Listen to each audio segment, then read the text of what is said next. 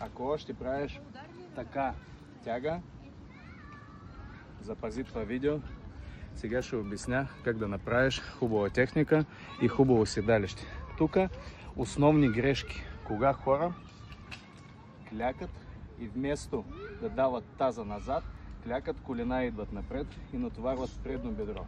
Втора основна грешка, кога чупят шия и гледат много напред. Тогава ти можеш да отпуснеш и корема, и кръста. Каква основна техника? Първо, гири точно идват най-близо към крака.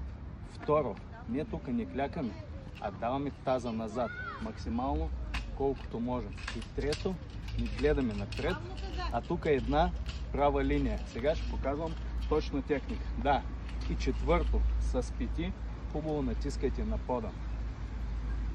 Таза даваме назад, колена без движение и справим горе.